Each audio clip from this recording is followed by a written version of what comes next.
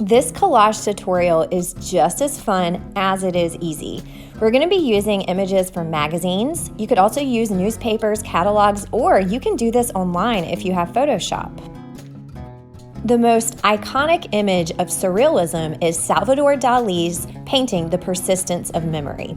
This artistic movement was born in the 1920s in a post-World War I Europe. The idea was to create artworks that are impossible to happen in real life. Artists wanted to create art that was based on dreams, the subconscious, and things that were unexpected in that particular time period. Artists did not want to be constrained to what has been done before, what was expected of them, and living in Europe after World War I, that directly reflected their work. Hannah Hoch was a German artist who is part of the Dada movement. And yes, you heard me right, Dada. Hannah Hoch is the inspiration behind our work today because she was a collage artist where she created photo montages using images that she collected through magazines, drawings, and even, she said, trash. The Dada movement happened before Surrealism, and it had a focus on art that was whimsical, nonsensical, and also very satirical. That's a lot of ickles there.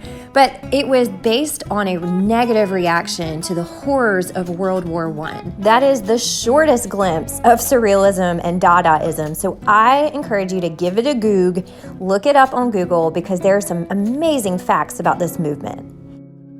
You need a surface to glue to, scissors, and a glue stick. I'm using these old National Geographic magazines that I've had laying around the house for years. And the first thing I always look for is a setting. I've been stuck inside the house for days with no end in sight, and so I knew I wanted a big open sky. The cool thing about a collage is you're kind of limited to whatever magazines or images you have, and so going into it with a plan is not always the best way to embrace this idea of creating artwork subconsciously, just kind of letting your mind, letting the materials that present itself kind of happen as you go. I'm going to cut out this cityscape and try to overlap it, but I feel like I want that little strip of mountains to show. So searching through my National Geographic, there's tons of land shots. You might have a magazine that's more fashion-based, or it might have food.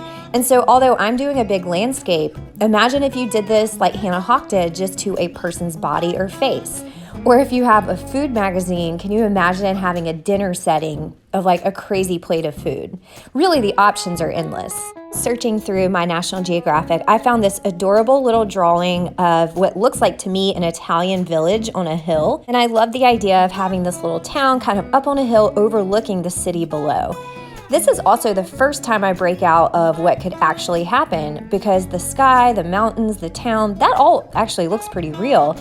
But the little medieval town up on the hill, that is a drawing instead of a photograph. So it's the first change from something realistic into something different.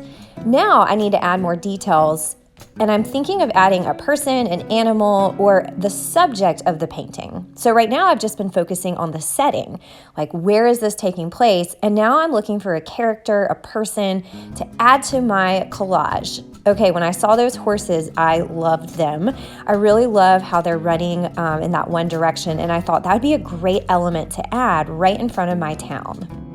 Neatly cutting around your objects is super important when it comes to collaging, because you want a nice, crisp image with really excellent craftsmanship.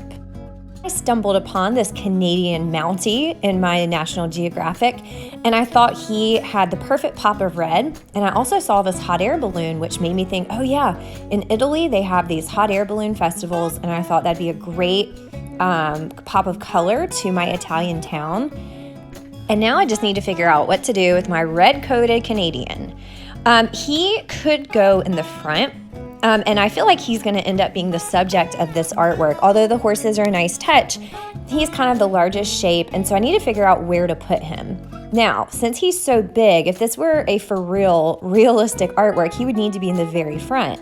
But because this is an artwork based on fantasy, I don't really have to play by the same rules. And so I'm going to cut him out and just kind of figure out where he looks best, maybe in front. And I'm still not 100% committed, so I'm going to keep looking to see if I can find something else.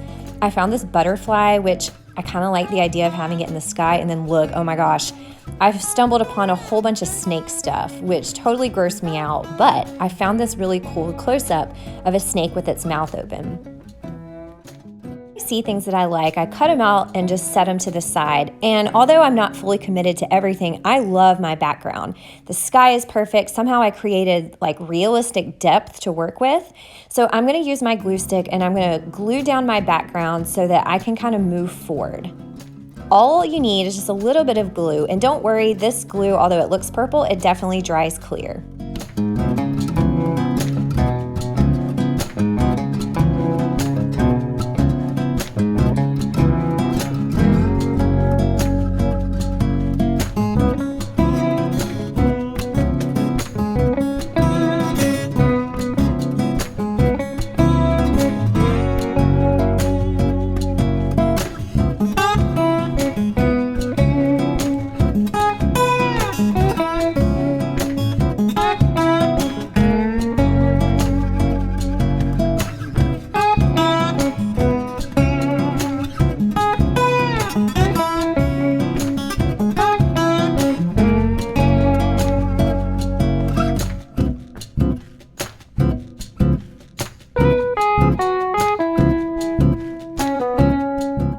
On the very bottom right-hand corner, there's this gap of white. So I know eventually I need to find something to fill.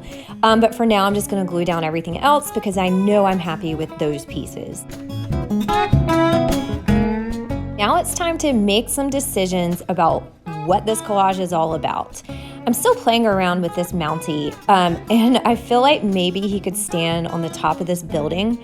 The only thing is he looks like he's like the ruler of the town. If he's up there, he's wearing bright red. He has this like authoritative look. Now, Hannah Hoch, her collages were very political, very much about the times that she was living in. And I could certainly go that direction. These are some crazy times, but I really don't want to focus on that. The hot air balloon, though, I love how it bounces off the red of his uniform, but I'm still not committed to this Canadian here. You know, I hate to use this snake, but I just thought it was too perfect of an image. And so my collage starts to get a little bit dark. This snake I am going to use as a character to create suspense or tension because he has this open mouth, so something needs to be headed toward the open mouth of this snake. It is not going to be these horses. They are way too awesome to be running into the open mouth of a snake. So I guess that leaves my Canadian Royal Mountie here, which is kind of a funny concept. Like the snake is the ruler of the town kind of coming out and attacking. But I'm still not completely committed to that idea. Now I feel bad for this guy, like I'm coming after the Canadians, which I am not. I love Canada. It's kind of sad he's got this really pleasant look on his face and then he's like getting eaten by a snake. Yeah, I can't use him, especially look how I cut into his head. So then I thought maybe I could just replace his head with something else, and I found this cow. But keep in mind, when making art, the symbols that you use are important. So this is a recognizable person, like a profession and a country. And what am I saying about him if I'm making him a cow? So although I do think it's funny, be careful with the images you use because everything is symbolic and everything has a message. I found this guy with an umbrella, and what I like about him, there is some red, which I was interested in, and it's the back view, which means he doesn't really represent a certain person, a certain country, or definitely not a profession like our respectable Mountie over here. I also like the concept of the umbrella, like he's flying or floating away. And then our story is a little bit happier. The snake isn't going to win because the umbrella guy is like floating off to whatever is next, floating out of this bad situation, floating out of this town. Also, I realized I've accidentally collected 3 symbols of flight. We have our butterfly, we have the hot air balloon, and then we have this Mary Poppins looking guy floating away with his umbrella. So I really like those connections in the sky. It's like 3 different ideas of how to fly away or things being airborne.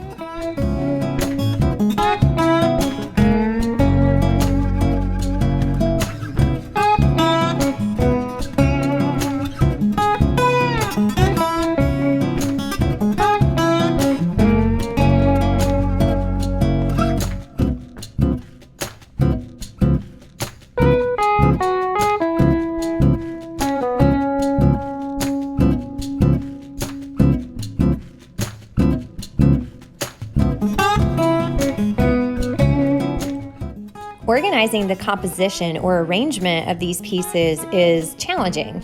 I want them all to look like they're kind of leaving their area, but I also want the space that they create as a 3 to be interesting. So I like the idea of the diagonal of the hot air balloon leaving the town.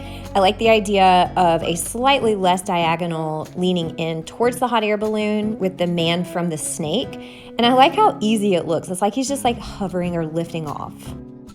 I'm going to add a little bit more detail and make my snake a little bit more sinister by adding a red tongue. And I'm going to leave a little bit of tension by making it close to the man's foot, but not actually wrapping around it like he's about to escape. I certainly could change the narrative of this artwork and have a tongue wrapping around his foot like the snake is pulling him back down again, but I don't want to go that dark. I'm going to put the butterfly in the top corner as if it's flying out of the composition, and I'm on the fence about whether to trim the butterfly or let the wings overhang into the white area. I really like how 3D it looks. The problem though is that I didn't cut evenly on my sides, so I can't really keep that white border there. And I'm going to solve my problem here by putting a cluster of yellowish flowers that kind of anchors that to the front of the composition, and it gives it just a little bit of interest down in that bottom corner. All right, to finish this collage, I'm going to trim my edges because I do have the problem with the snake overhanging, and I'm a little bit on the fence with the butterfly, but I'm just going to trim it, and if I regret it, maybe I can find another butterfly to overhang. So I want really crisp edges, so I'm going to cut all the way around as evenly as I can, and a ruler would be helpful to get straight edges, but I'm just going to freehand it because that's how I roll. This work of art, for me, was so much fun to create, and it used like no materials. A magazine I already had, scissors and glue that I already had, and I can imagine 100 different landscapes that are very dreamlike. I'm also imagining connections to writing, so I could write a story or I could make a collage based on, I'm imagining like an Edgar Allan Poe story, how fun it would be to come up with a surrealist collage. A favorite song, you could make a collage based on how that song makes you feel. And you could even write a story that goes along with the one you've already created. And I love that this is based on the ideas of surrealism to embrace that this does not have to look or feel like how reality actually is. Thanks for sticking around, and don't forget to subscribe. Your support is awesome.